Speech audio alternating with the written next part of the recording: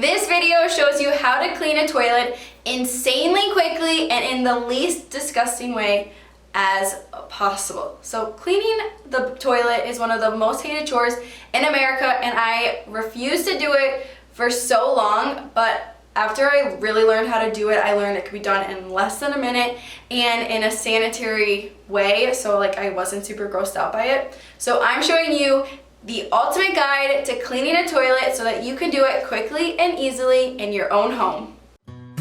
I'm Sophia Lee. I'm a recent college graduate who is obsessed with turning her first apartment into a home. I'm taking you along with me and showing you my best decorating ideas, organization tips, and cleaning hacks so that you can make your apartment look Pinterest perfect while sticking to a budget. I'm here to help you turn your apartment into a place you will love.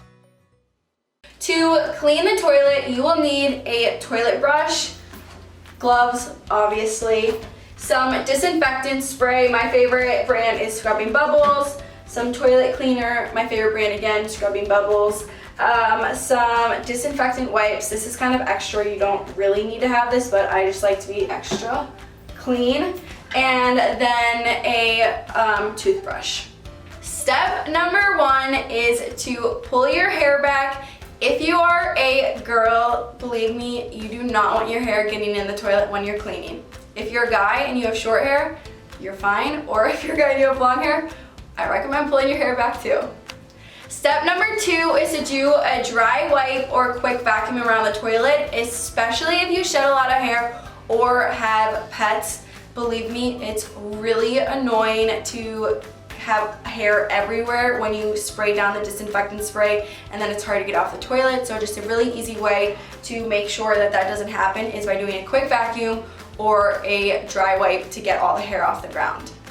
Step number 3 to cleaning your toilet is getting your disinfectant spray and spraying it everywhere on the toilet. You want to make sure to lift up the toilet seat and get in all the crevices and edges, and we're gonna let this sit for a little bit as we begin doing the toilet cleaner, just to make sure that it's really disinfecting and getting in all the cracks and crevices.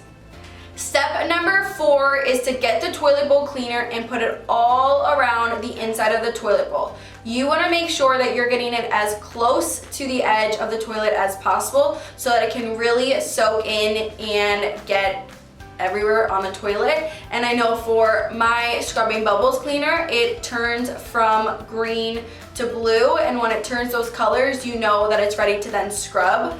But an easy way that I like to do that is I will just then go wipe down the toilet from the disinfectant spray, and usually by the time that I'm done doing that, the toilet is ready to be scrubbed. Step number 5 is to wipe off that disinfectant spray. So now that the disinfectant spray has been sitting on the toilet for a few minutes, it's ready to be wiped down. And I like to do this with just paper towels. Then you don't have to worry about cross-contamination. And you really want to make sure to get in all of the cracks and crevices. And it can be hard to do that with a paper towel. So a really easy way to do that is just by getting a toothbrush, and you can scrub in there. And then after you're done using the toothbrush, you can just get a little bit of bleach, put the toothbrush in there, it disinfects it, and then you can make sure that your toilet is getting really, really clean in the entire toilet. This is an unnecessary step, but something that I always do right now is I take some disinfectant wipes and I just do one last wipe down of the toilet.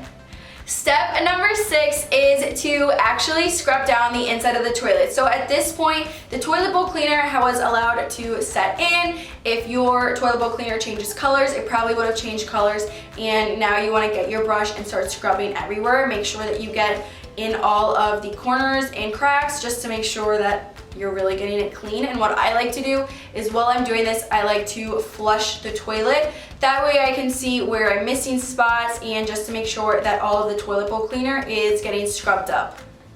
Once you are done with your toilet bowl brush, a really easy way to let it dry and not drip is by putting it in between the toilet seat and the actual toilet, and then just let it dry there for like 5 minutes. When you come back, it'll be dried, nothing will be dripping out of it, and you can put it back in its holder.